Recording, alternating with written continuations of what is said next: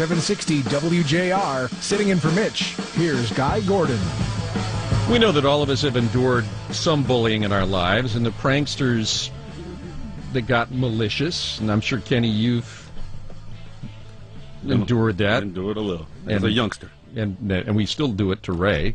But the problem with social media now is that the malicious pranksters can do this remotely without any knowledge of what they may be doing, what the repercussions are, what the consequences are of their actions. And up in Marquette, a young man named Tyson Benz had a cell phone. He wasn't supposed to have one, somehow purchased it on his own, and he found out that from the device, through text messages and through social media, that his girlfriend had committed suicide.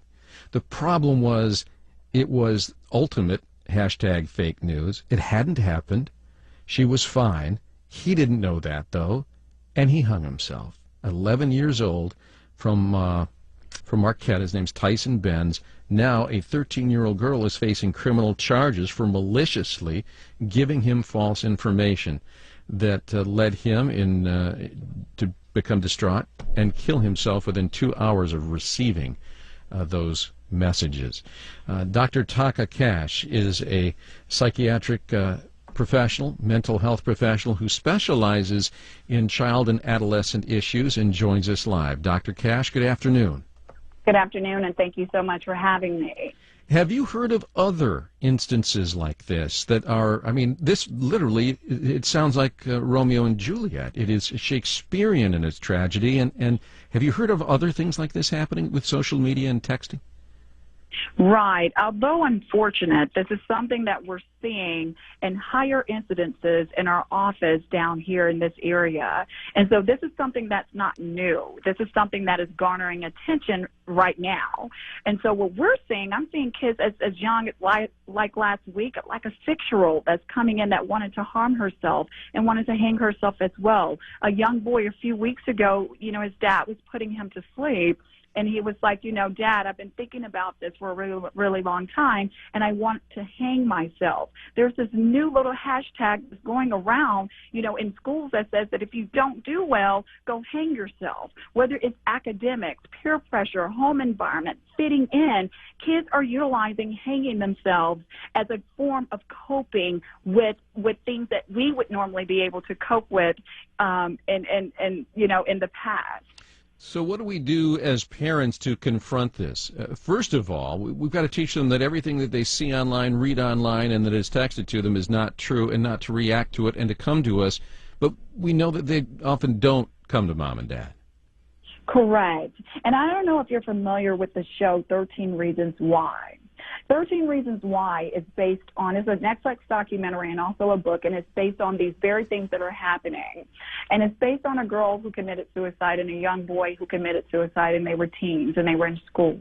And so it actually places the parents inside of the mind of an adolescent who is going through the peer pressures and what they go through from the time that they wake up in the morning, eating breakfast with their family, to the time that they're going to school, to the time that they're getting home. So now what it's doing is educating parents on the right questions to ask their children when they get home. How can I be present for you? How are you feeling uncomfortable? What made you feel uncomfortable about that situation? Is there something that you're trying to communicate to me? Your isolation is hurting me. It's making me feel sad. I don't know how to help you.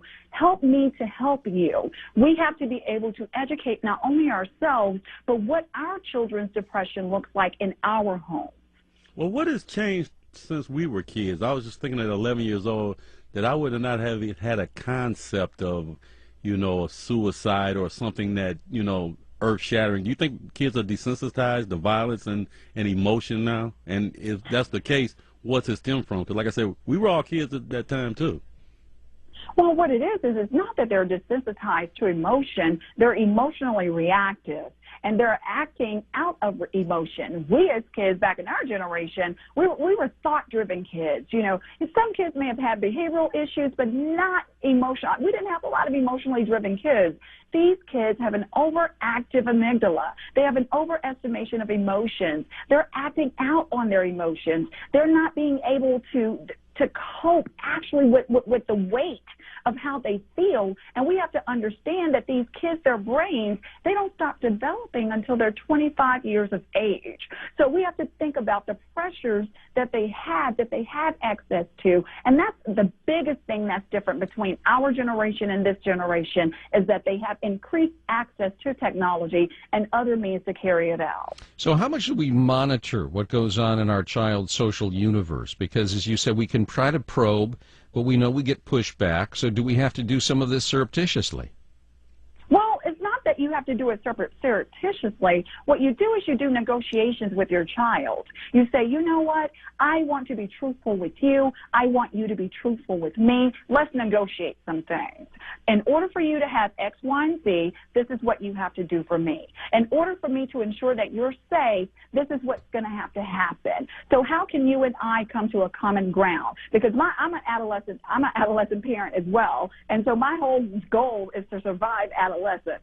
So I've gotten pretty crafty and creative at articulating with my child, negotiating things that, you know, hey, if it's not her phone that brings her gratification, it may be playing in the band or playing softball she's driven to. So if I take that from her, she's going to take a harder hit as opposed to her, you know, having her access to her cell phone. So we just negotiate certain things. And once we've negotiated something, I hold her accountable to that. And that's when that accountability and responsibility comes into play. And that's when you have to educate your children on, hey, thank you. Thank you so much for being trustworthy. Thank you so much for following through on what you signed up to do. And that's what we have to show our kids, that not only are you accountable, not only are you responsible, but you're emotionally holding yourself responsible and behaviorally holding yourself responsible as well. Dr. Taaka Cash, we have to take a short break, but I hope you'll stay with us for just a moment. We have some more questions, but first we got to do some weather and traffic on the 5, so stand by for that.